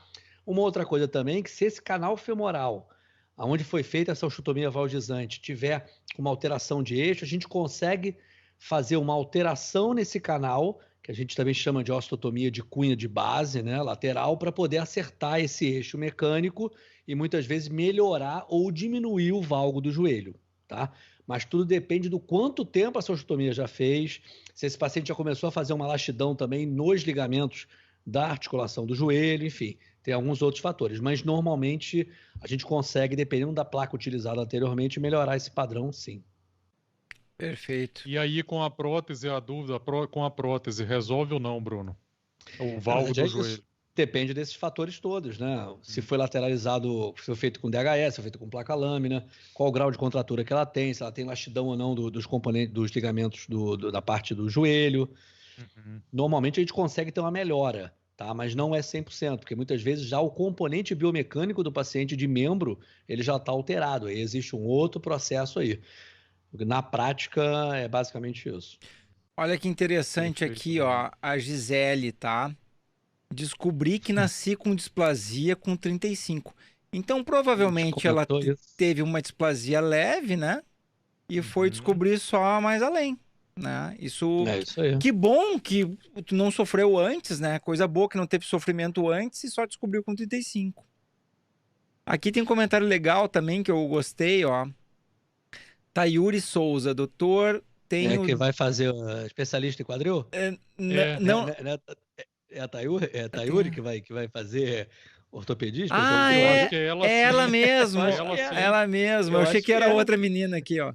Tem 10 anos e a ressonância apresentou com 10 anos epifisiólise e sinto bastante dores e somente caso cirúrgico. Depois dessa doença resolvi ser médica. Que legal, né, cara? Assim, ó, pensa bem. Eu vou abrir a porta aqui e vou ter uma conversa com minhas filhas. Porque assim, ó, elas tinham que estar assistindo. Elas tinham que estar assistindo aqui, que nem a Tayuri aí. Parabéns, Tayuri. Gracinha, Tayuri. Quando eu vi o relato, eu lembrei do... a Tayuri. Eu não tinha me dado conta. Aí. Eu também achei interessante esse comentário aqui, ó.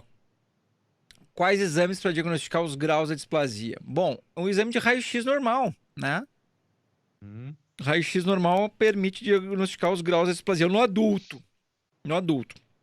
Na criança recém-nascida, é ultrassom.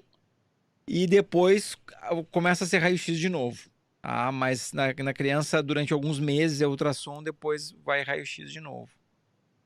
Só para falar para a Naira aqui, não sei se a Naira ainda está nos acompanhando... Ela perguntou o nome do médico ortopedista pediátrico, o Dr. Lauro Machado Neto.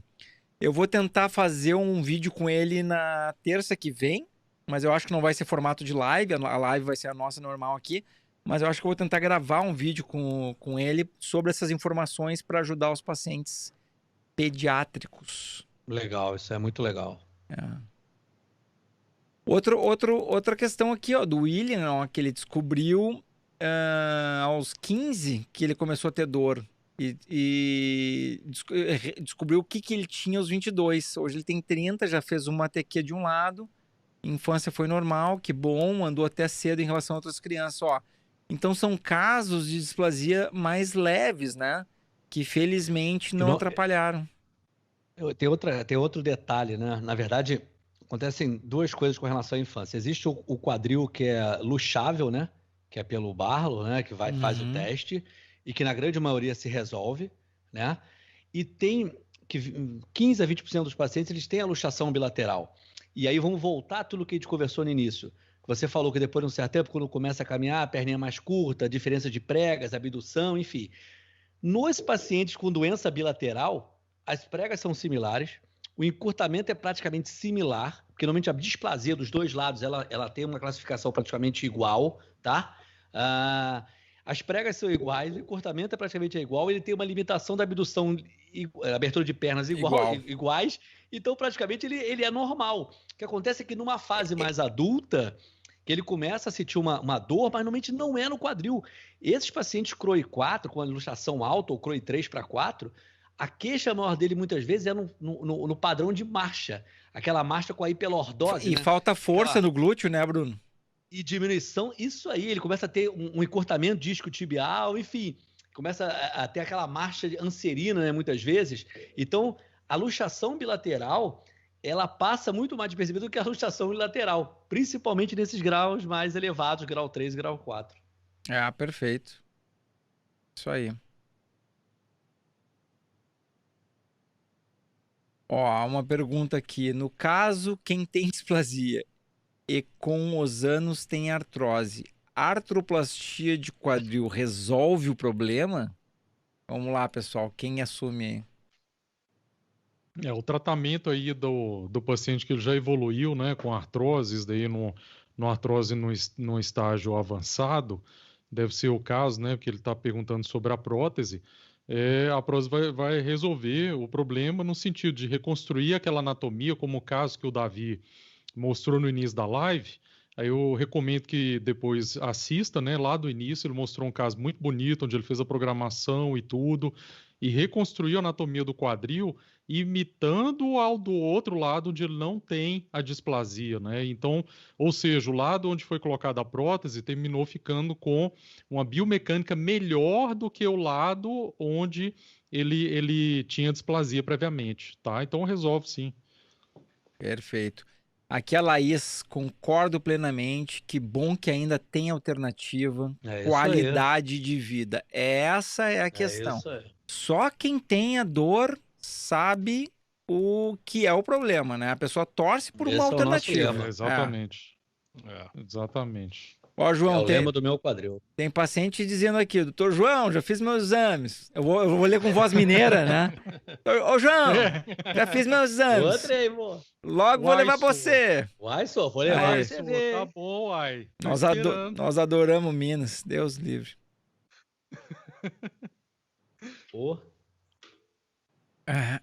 Vamos lá.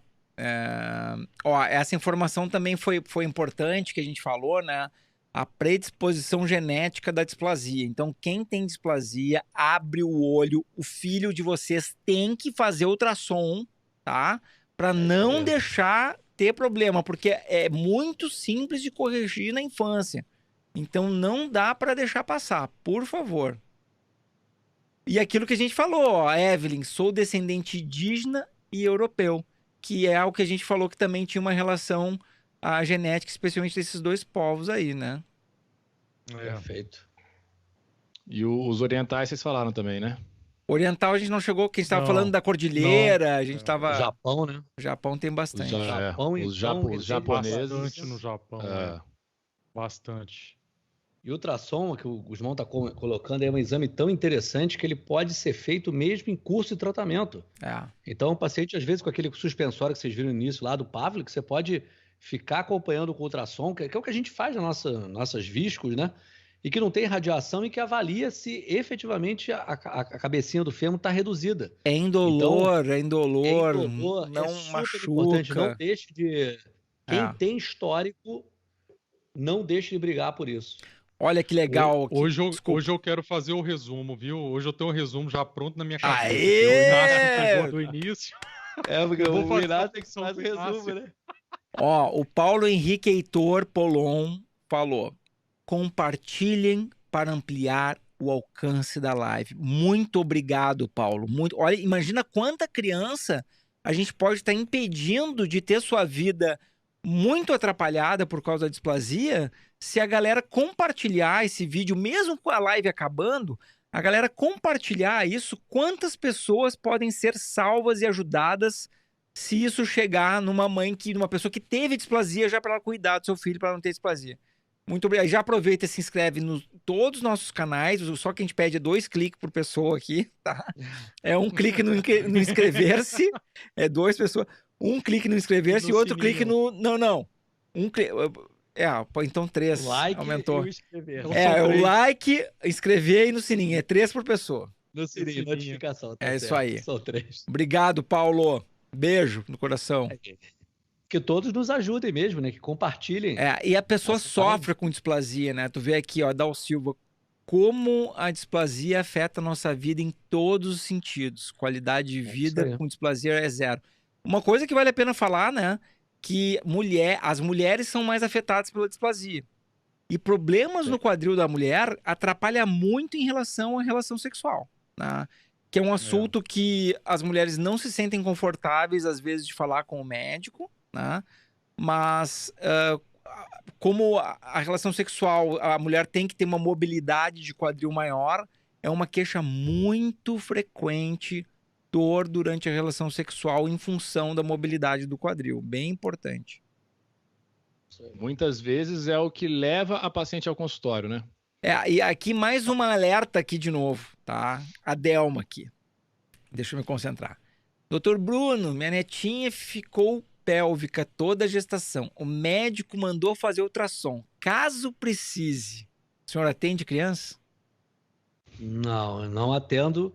Aqui no Rio, o Inácio conhece também, eu normalmente indico para o doutor Celso Rizzi, que trabalhou com a gente lá no INTO, e é um ortopedista pediátrico, que aí sim, ele faz todo esse acompanhamento aqui no Rio de Janeiro. Perfeito. Um cara super profissional. Então, assim, ó, pessoal, nenhum de nós atende criança. A gente está dando alerta, a gente não quer que as crianças tenham displasia.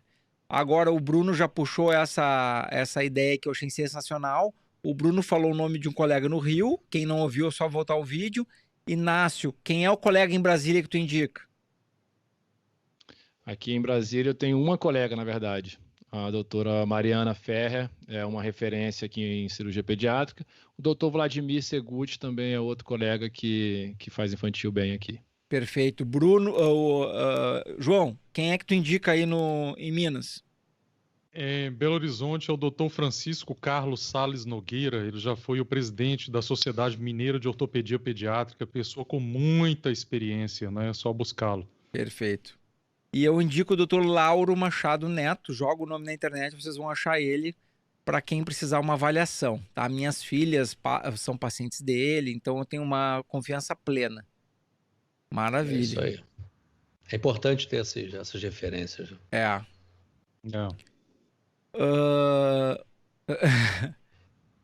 Tô terminando de olhar as perguntas, vamos ver.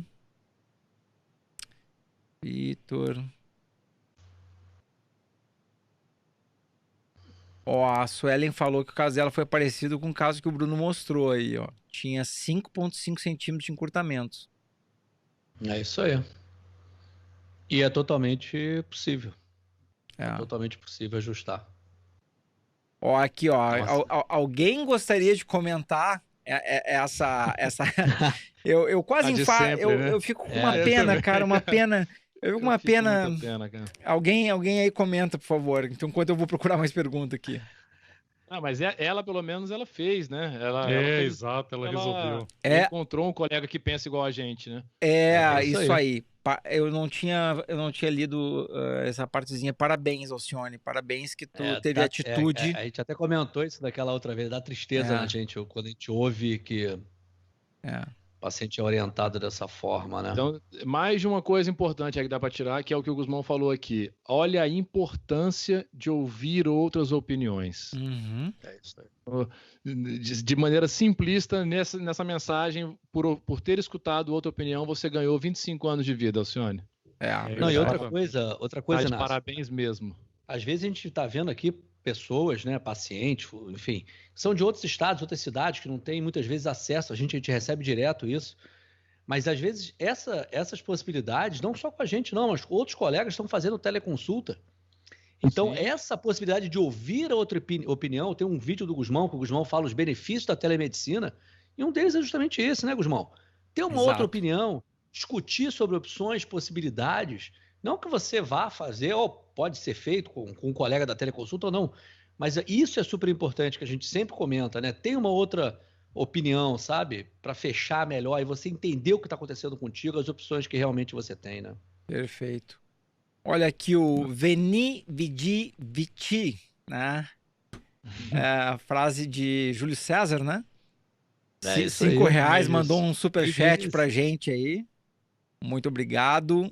Quem mandar superchat, eu acho que tem que ter preferência nas perguntas, né? É isso aí. Maravilha, vamos adiante. Vim, venci. Exato, Júlio César.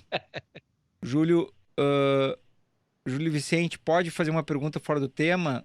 Displasia? Pode? Já fez a pergunta aqui. Pode. Vamos aguardar ela aparecer. Pode fazer isso. As perguntas é de qualquer tema, né? Preferencialmente do tema da live, mas a gente claro que fica mais legal, né? Fica mais interessante, mas a gente não quer punir ninguém por estar numa live que não é... E o nosso intuito é passar informação, né? O Venive de Vitti fez que fez o superchat falando que teve a doença de Pertz, outra em ruim, de Minas, hein? De Minas. Tá perto do João ali. Parabéns pelo canal, acompanho sempre. Obrigado. Vamos fazer a nossa de Pertz, né? A gente vai ter uma live de Pertz. Vai ter uma live de Pertz. Que é importante também. Acho que foi bastante pergunta, né, pessoal? Foi bastante perguntas aí. Vamos encerrar? Deixa o João vai fazer o... Vai lá, João, faz o resumo, João. Vamos fazer o resumão. O compilado. Então, o compilado aqui hoje como... Tá, ajeita teu enquadramento aí, que eu quero que tu fique bonito. Vou te botar sozinho na tela. Abaixa um pouquinho a tua câmera, se tu conseguir. Senão assim já tá ótimo. Vai lá, João, brilha. Faz o resumo. Não tem aqueles sonoros antes, não, João? Tem sonoros. Vai lá, João. Eu acho que hoje ele não soltou nenhuma frase de livro. Hein? Vai lá, João. Então hoje o tema foi a displasia do quadril, né? A displasia do quadril. Oi, Inácio, é o Dr. João Louco? O João. Vocês entram e saem. Vocês entram e saem do negócio. Oi, Inácio, é você mesmo que tem que fazer, hein? Tá vendo? É porque o pessoal já acostumou tanto com o meu resumo que aí o Guzmão achou que ia ter maior interação. Vai lá, João, brilha, João. Então, a displasia do quadril que representa de forma sindrômica aí a formação, a má formação ou a não formação do acetábulo, né, que é aquela parte que contém a cabeça do fêmur. A importância disso tudo é saber que o diagnóstico ele deve ser firmado assim que o bebê nascer. Por quê? Porque existe tratamento. Quem é que faz esse tratamento? É o ortopedista pediátrico, tá? Nós somos ortopedistas de quadril do adulto. Então, não somos nós que acompanhamos crianças ou bebês, certo, mamães? Mas o importante para as mamães é levarem os seus bebês aos pediatras, aos ortopedistas pediátricos e fazerem um acompanhamento. Dentro desse acompanhamento, ele pode pedir exames complementares como ultrassonografia e ele vai determinar como será o tratamento. Pode ser com suspensório, pode ser de várias outras formas, pode precisar de procedimentos cirúrgicos. E o que a mãe ela deve fazer? É ter essa rotina de levar ali o seu filho para não deixar passar batido. Porque O assunto de hoje veio porque vários casos eles chegam na fase adulta, sendo que eles não tiveram o tratamento, ou que eles tiveram o tratamento, mas de uma forma muito grave, ou desenvolvendo alguma sequela, e vai precisar da intervenção do ortopedista, do adulto, no caso do quadril, para tratar esses pacientes. Ok? Maravilha, João. Brilhou aí no resumo, tá? Inácio, tá. O Inácio aprovou? Tem o selo do Inácio? Tem o selo do Inácio, selo de qualidade. Carimba. Carimbado. Aqui na testa. Então, pessoal, mais uma vez, muito obrigado pela audiência de todos vocês. Vocês estão se tornando especialistas em quadril. Nós estamos aqui para fazer... Em breve será lançado o meu Quadril Academy, e não é brincadeira, e não é piada isso aí. A gente já está se reunindo para fazer um projeto bem legal para vocês, um projeto para que vocês possam aproveitar e conhecer mais sobre o corpo de vocês, tomar as decisões de vocês. Meu nome é Davi Guzmão, eu atendo em Porto Alegre, sou ortopedista, com ênfase no quadril, não pode usar algumas palavras aí. E atendo em Porto Alegre, São Paulo, em breve volto a atender em São Paulo, e passo a bola aí para o doutor Inácio, que chegou depois. Vai lá, Inácio. Cheguei depois, já vou atravessar aqui os colegas. Inácio Ventura, de Brasília, Distrito Federal. Em breve, se a pandemia deixar, atendendo lá em São Paulo, junto com os colegas, com o Davi Guzmão e com o Bruno. E para me achar é fácil no meu site, inaccioventura.com.br, no canal do YouTube, Dr. Inácio Ventura, nas redes sociais, Dr. Inácio Ventura. E chamo a atenção para o que o Bruno falou aqui. Usem o lado bom da tecnologia. Todos nós 4 estamos disponíveis por telemedicina para todo o Brasil, enquanto durar a autorização do Ministério, que é durante a pandemia. Então não percam essa chance aí. Aí, João, agora para tu brilhar, João, aqui, ó. Vai lá, João. Te apresenta. Então vamos lá. Aqui em Minas, João Lopo, Belo Horizonte, terra do café e do pão de queijo. Falando aqui diretamente de Minas. Para me encontrar é muito fácil. Só acessar minha página na internet, www.joaolopo.com, não tem o BR. Um grande abraço a todos. Aí, maravilha. Sabe que tu pode comprar o domínio BR e redirecionar o domínio para tua página, né? Fica a dica. Legal, se precisar ajuda, eu chamo o guri da TI, que sou eu mesmo, sou o guri da TI. É você mesmo, né? Eu te ajudo. Eu já te incumbo da missão, então, Davi. Obrigado. Fica a dica, obrigado. Bruno, brilha, Bruno. Bruno Rabelo, Rio de Janeiro. Em breve também em São Paulo, se Deus quiser. Nas redes sociais, Dr. Bruno Rabelo, também no canal no YouTube. Não esqueçam, por favor, dos nossos canais do YouTube, os nossos 3 cliques, né? 3 cliques. Inscrever-se e sininho. É isso aí. Sempre novos vídeos, cada um, né? Mas principalmente esse nosso projeto aqui, que é um projeto que a gente tem muito prazer de fazer e que é para vocês. A gente está aqui conversando, a gente faz isso aqui todo dia praticamente. Mas isso aqui é para vocês. Eu fico muito feliz, acho que nós todos ficamos muito felizes de vocês estarem gostando e essa nossa... É isso aí, né? Acho que é isso aí, né? É isso aí, todo mundo pessoal. Feliz, é isso aí. E a gente está contente de se reunir de novo, né, pessoal? A gente fica com saudades bom, até, né? A gente fica com saudades. A semana passada fez falta, né? Fez falta. Desculpa. Eu tive que ajudar um amigo aí justamente para que ele pudesse ajudar mais crianças a não acontecer esse tipo de coisa. Então, pessoal, por hoje...